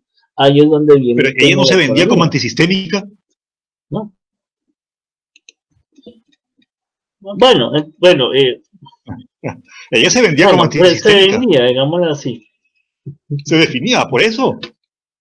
Sí, pero Rafat, ahí es donde viene otra cosa, y es digamos un poco hablando de las encuestas, y es de pronto en el tema del público, porque, repito, el público, para mí el público y la opinión pública efectivamente no es tonta, pero de alguna forma sí somos muy emotivos y muy emocionales, y a nivel de esa emoción, efectivamente una población, debido a cómo es ella, a su identidad sexual, a sus luchas políticas que ha tenido con la política tradicional, efectivamente mucha gente todavía la percibe, digo todavía, la percibe creencialmente como alguien que aún sigue luchando contra el sistema, y uno lo ve en esa confrontación, hasta qué punto tan confrontación estructural entre el gobierno distrital y el gobierno nacional, o si es una mera discusión electorera. Bravo, se nos acaba el tiempo. Voy a leer los últimos comentarios, ¿te parece? Sí. William Orlando Tarapuez Gutiérrez nos dice que, con respeto, no vinimos aquí a hablar de la gestión del gobierno. Pues, William, por favor, perdóname, pero sí. A ver, si el tema es el impacto y la perspectiva del coronavirus en Bogotá, pues hay que hablar de la desastrosa. Qué pena que yo lo adjetivice, pero hay que hablar de la desastrosa gestión del gobierno distrital. en mi concepto. Yo aquí no estoy comprometiendo ni al profesor Prado ni a la Universidad Militar. Estoy hablando como ciudadano y como politólogo. ¿Ves? O sea, si como politólogo no podemos hacer un análisis político, si como politólogos no podemos y ciudadanos no podemos tomar posición política, pues entonces, ¿hacia dónde estamos llevando a nuestros estudiantes? En fin. Y por último, por acá teníamos dos preguntas de Joan Moreno. Muy brevemente, Prado. ¿Ustedes creen que el estado de excepción es una nueva categoría de análisis en el sistema internacional? De ser así, ¿qué impacto tendría en la reformulación de la teoría de las relaciones internacionales? Yo te respondo muy rápidamente, Joan. El estado de excepción se ha vuelto lo normal hoy en día en cualquier parte del mundo. Los estados lo han normalizado, lo están instrumentalizando, lo están racionalizando. Mejor dicho, los políticos están felices con el estado de excepción, gobernando a sus anchas. A mí no me extrañaría que parte de la torpeza de la señora López tenga que ver con eso, que sea una torpeza deliberada, para seguir extendiendo a propósito del estado de excepción. Porque tiene que vender cortinas de humos, tiene que tapar desastre tras desastre, chambonada tras chambonada. ¿Qué mejor que un estado de excepción para desviar la atención? Y Carlos Páez, ¿cuál es la preparación de las autoridades para mitigar el impacto de la violencia por desempleo, inmovilidad, seguridad alimentaria y pobreza? Pues lo primero es que hay que destinar más recursos al sistema público de salud. Y lo segundo, que el gobierno, en lugar de estar entregando recursos a los bancos, los entregue directamente a los empresarios. Así de simple, profesor Prado. Frente a ese punto de la inversión en la niñez, yo creo que no solamente entra el término de niñez, sino entra toda esta coyuntura del desempleo, de las diferencias sociales, económicas. Es también un mayor compromiso también de los privados, porque como les decía al principio de la charla, dentro de la política pública, esto es un trabajo, debe ser un trabajo en equipo. Y esto no tiene que ver tampoco, porque algunos de pronto dirán que es un tema, no, esto no es un tema, no es un tema ideológico, ¿sí? Para no hablar, digamos, de sistemas ideológicos, simplemente es una realidad dentro de la implementación y la formulación y el desarrollo de la política pública. Debe haber un compromiso de todos los sectores, ¿sí? Entonces encontramos y lo hemos visto en algunos casos muy particulares de algunas empresas o empresarios que dijeron desde el primer momento de la crisis, yo voy a seguirle pagando a mis empleados, ¿sí? Para no hablar nombres, pronto se referencia a un tema policial, no, simplemente, mire, yo voy a seguir pagando a los empleados. Como hay otro sector que llama la atención, que aparecía hoy en un artículo, ¿sí? Como hay un sector del ámbito económico, especialmente una entidad, ¿sí? Que habla de que le va a seguir cobrando a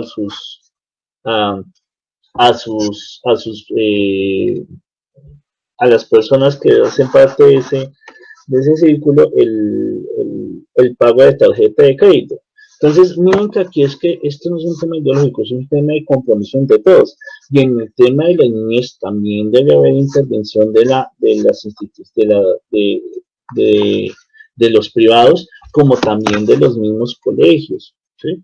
Porque también, lo que nos decía el invitado, hombre, realmente los colegios, las escuelas, los colegios de bachillerato y las mismas universidades, físicamente estamos hoy aptos, o mañana, si hablamos de una fecha específica, para realmente permitir que todos los estudiantes asistan a clases, ¿sí? El tema también, que debe haber un compromiso también por parte de los padres en temas también de la protección de la niñez. Lo que nos decía el invitado, han aumentado los casos de violencia intrafamiliar, ¿sí? Entonces aquí hay que mirar de que esto no es solamente un tema de dinero, ¿sí? Sino también es un tema de cultura y realmente también cómo nosotros como sociedad, ¿sí? A nivel de cultura, tenemos que volver a repensar, o tenemos que repensar, por decir algo por decirlo así, el tema también como el círculo familiar, sea, es que este tema de la pendencia nos demuestra que hay que volver a pensar la familia. Ya hablando de familia, el coronel Ruiz, ¿sí? Que es el máximo referente de este programa, ¿sí? Una institución. Hola, mi querido Carlos, ¿sí o no? Rafat, caramba, mira, al fin estoy manejando la tecnología. No, una maravilla. Entonces, caramba, Rafat, estoy dispuesto a escucharte atendiendo tan gentil invitación. Ya acabamos. Pero si decía a las 6. A las 4. Pero muchas gracias. Carajo.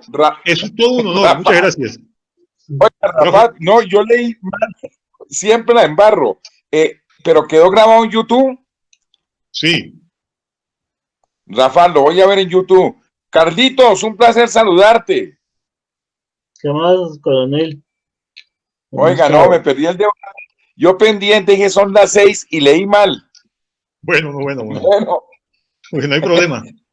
Rafa, de todos modos, usted me conoce, yo siempre la embarro. De verdad, No, pues no. felicitaciones. Tú eres un Voy a ver genio. el programa por YouTube entonces. Un Listo. abrazo a los dos. Gracias, chao. Prado, para Sí. cerrar. Bueno, aquí Joan responde diciendo que está de acuerdo conmigo, que llega al punto. Dice que es la misma tesis de Agamben, debe ser de Giorgio Agamben, seguramente, y que eso incide en el rol como soberano, por lo menos para Bogotá. Y Prado, un minuto, pero en serio, porque Natalia Cruz te envió una pregunta. Un minuto. Profe Prado, lo gracioso es que la alcaldesa dijo hoy en Control Político No, la pregunta. que el 30% de ocupación de UCIs, ella entra a controlar los privados. No solo los públicos y Corferia lo tiene desocupado. ¿Qué seguirá escondiendo la alcaldesa? ¿Qué más contrato quiere rifar? Profe Prado, esa pregunta es muy, muy seria. Pues yo no iría tanto porque pues eso sí creo que sería mal en ese ámbito el conocimiento como tal de los contratos, pero sí obviamente no podemos negar, y repito, y eso es algo que repito a veces a la opinión pública se nos olvida, y es que los candidatos, ¿sí?, lleguen o no lleguen a cargos de una administración pública son políticos y piensen como políticos, ¿sí? Y hay que hacer política. Lo que está haciendo Claudia López es política.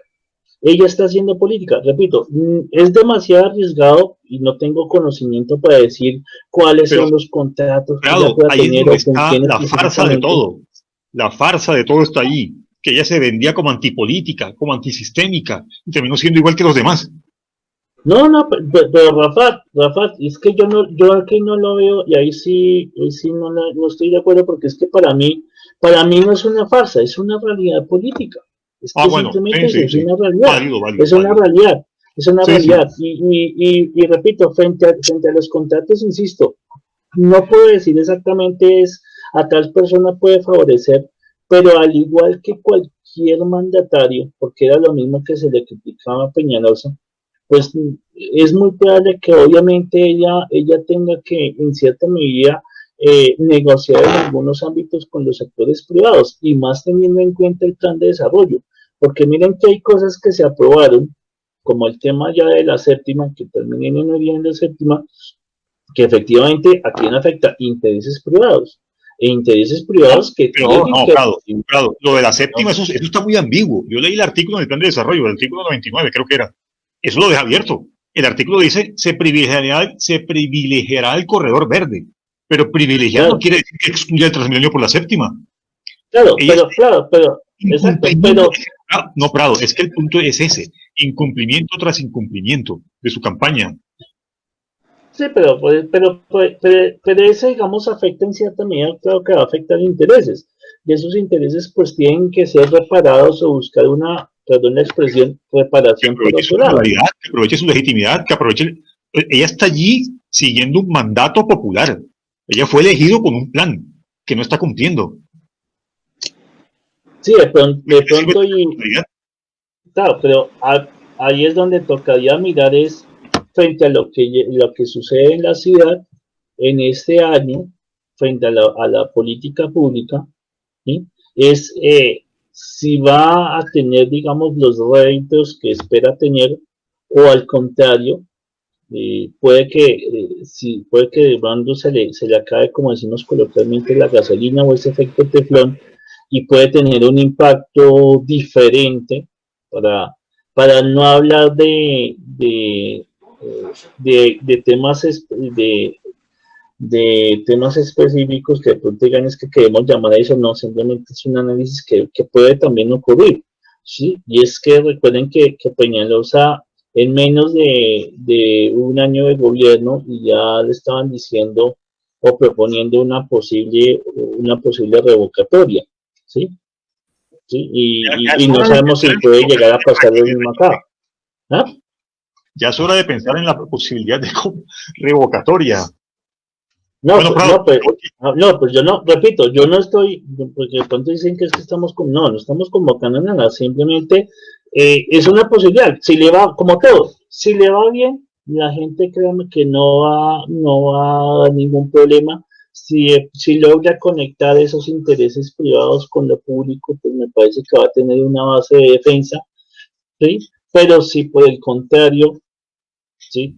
Que puede también ocurrir que de pronto esos intereses privados ven que no hay un cierto apoyo a sus beneficios, pues de pronto puede ocurrir un efecto diferente. Además, y aquí señalo hablando del tema de lo político, que es una opinión personal, ¿sí?